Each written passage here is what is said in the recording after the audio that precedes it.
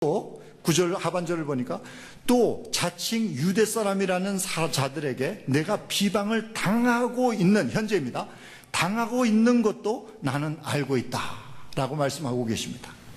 그 다음에 10절 말씀을 보니까 내가 장차 받을 고난을 두려워하지 말아라. 보아라, 악마가 너희를 시험하여 넘어뜨리려고 너희 가운데서 몇 사람을 감옥에다 집어넣으려고 한다. 너희는 열흘 동안 환난을 당할 것이다. 미래입니다.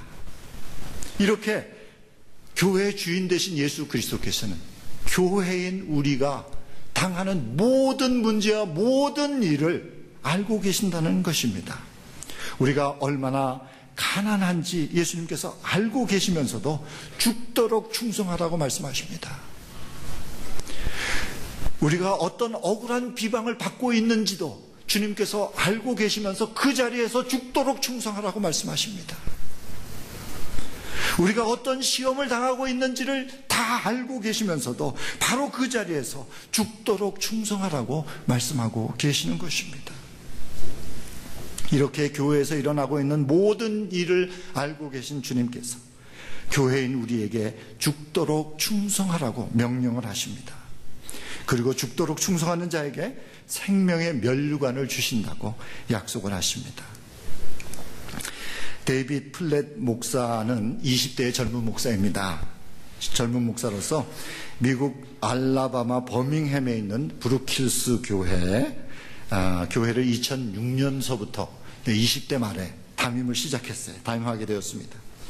이 교회는 3,000명이 넘게 모이는 대형 교회로서 큰 건물과 아름다운 시설과 넓은 주차장을 갖추고 있는 미국에서도 중상층 이상이 참석하는 그런 안정된 교회였습니다. 그런데 이 젊은 목사가 가난한 나라의 지하교회를 방문하고 충격을 받게 됩니다. 그곳에 갔는데 그곳은 빛이 들어오지 않는 지하실과 같은 곳이었습니다.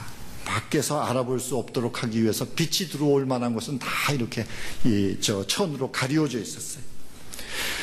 그들은 모임이 탄로나지 않기 위해서 한꺼번에 시간을 정하고 모이지 않고 일부러 20분, 30분씩 간격을 두어서 사람들이 그곳으로 모여들었습니다.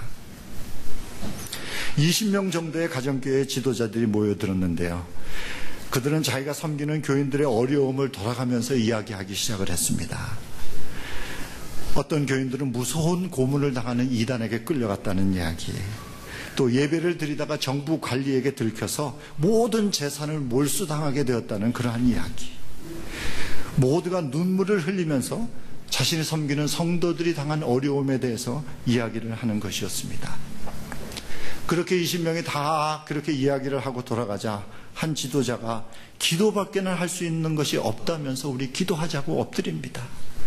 그 모두가 엎드려서 숨을 죽여가면서 눈물로 기도를 하는 것이었습니다. 그야말로 눈물이 바다를 이루는 그러한 장면이었습니다. 그들은 또 하나님의 말씀에 굶주려 있었습니다. 하루 종일 말씀을 배우고 나서 목사님에게 부탁합니다. 내일도 우리에게 또 이렇게 말씀을 가르쳐 줄 수 있느냐고. 그리고 그 다음 날도 하루 종일 아침부터 저녁까지 공부를 하고 나서 내일도 또 우리에게 이렇게 말씀을 가르쳐 줄 수 있느냐고. 그렇게 하나님의 말씀을 가르치고 배우는 일이 그들의 간절한 요청에 의해서 예정보다 며칠이나 연장이 되었습니다. 그곳에서 그런 경험을 하고 돌아와서 주일에 본교회 강단에 서게 되었습니다. 너무나도 큰 차이가 있었습니다. 예배당은 침침한 구석방이 아니라 오페라 극장 못지않는 조명과 시설을 자랑하는 대강당에서 드려지고 있었습니다. 교인들은 자전거를 타거나 걸어오지 않고 수만 불씩 되는 자동차들을 타고 왔습니다.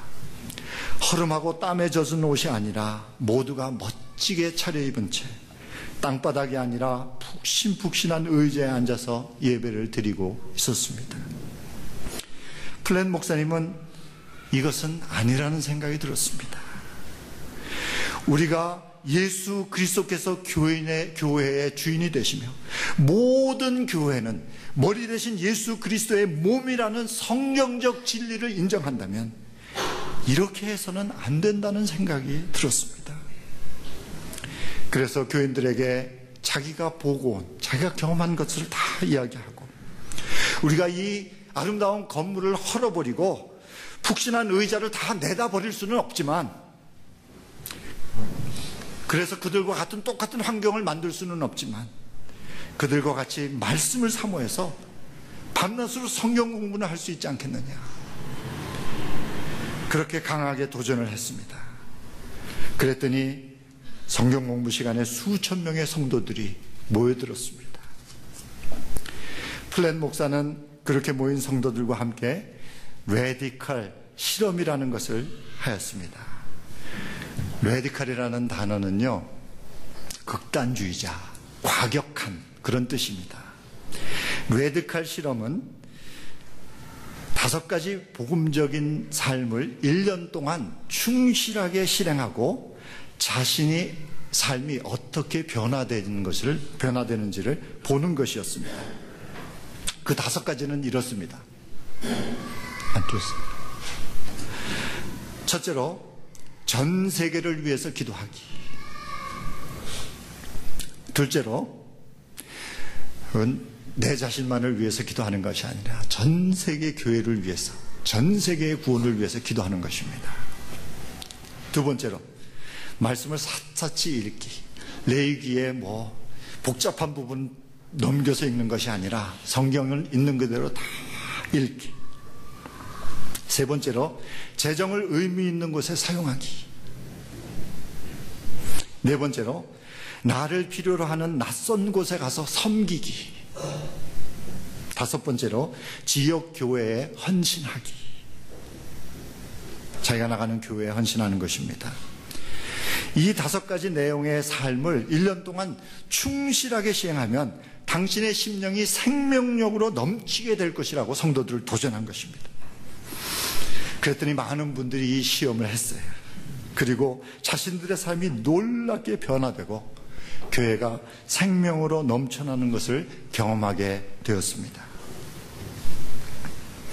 이 이야기를 레디컬이라는 바로 이 책으로 출간하였는데, 뉴욕 타임즈에 31주간 베스트셀러를 지금 지켜가고 있고요. 10개월 만에 50만 부가 팔려나가고 있습니다. 자, 그러면 우리가 죽도록 충성해서 받는 생명의 면류관은 무엇입니까? 저는 이것이 영원한 사랑이라고 확신합니다. 왜 생명의 면류관이 영원한 사랑인가? 지난 목요일 날 우리 김도일 목사님이 생명 아카데미에서 강의를 해주셨는데, 거기서 이런 말씀을 했어요. 영원한 대중가요의 주제는 사랑이라고. 영원한 대중가요의 주제는 사랑인데, 그것도 슬픈 사랑이 대중가요의 영원한 주제이다. 그것은 왜 그러냐 하면, 슬픈 사랑, 이루지 못한 사랑이 모든 사람의 공감을 얻기 때문이라고 이야기했습니다.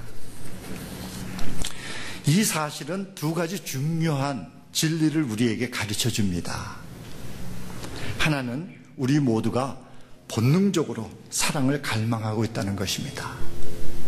그리고 또 하나는 우리가 사랑할 수 없는 존재라는 것입니다. 성경에서 모든 사람이 죄인이 되었다는 말씀은 모든 사람이 사랑으로 지음을 받았지만 모든 사람이 사랑할 수 없는 사람이 되었다는 거예요. 사실 우리들의 삶에 고통이 있는 것은 여러분 사랑하지 수 없기 때문에 받는 고통입니다. 그런데 예수 그리스도께 죽도록 충성하면 생명의 면류관을 주시는데, 그 생명의 면류관은 사랑으로 생명을 낳을 수 있는 사람이 되는 것입니다. 여러분, 목사에게 죽도록 충성하라는 말씀이 아닙니다. 교회의 주인 되신 예수 그리스도에게 죽도록 충성하라는 말씀입니다. 그러면 사랑으로 생명을 잉태할 수 있는 사람이 될 수 있다는 약속입니다. 교회에 죽도록 충성하라는 말씀이 아닙니다. 교회의 주인이신 예수 그리스도께 죽도록 충성하라는 말씀입니다. 그러면 사랑으로 생명을 낳을 수 있는 사람이 될 수 있다고 말씀하시는 약속입니다. 오직 교회의 주인이신 예수 그리스도께 죽도록 충성하라는 말씀입니다. 그러면 사랑으로 생명을 잉태하고 사랑으로 생명을 낳을 수 있는 영원한 생명으로 영원한 사랑을 하는 사람으로 살 수 있다는 약속입니다. 기도하시죠.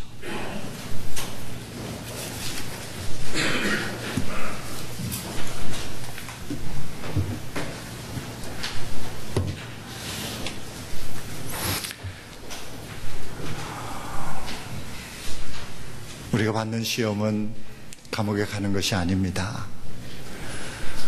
우리가 받는 시험은 성공해야 돼, 성공해야 돼 하는 소리입니다.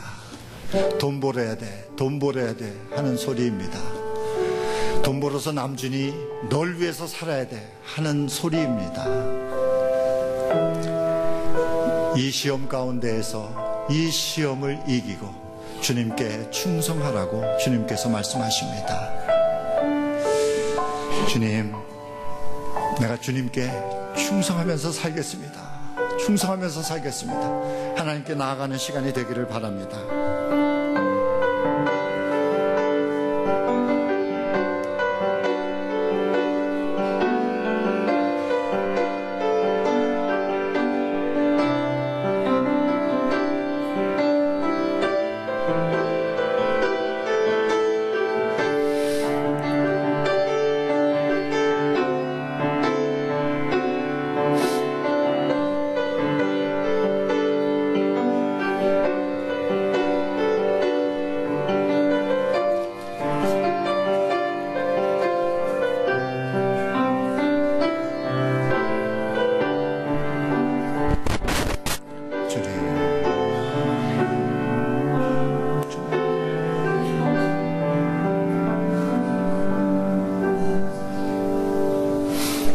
우리 다 일어나셔서 378장 찬양하도록 하겠습니다.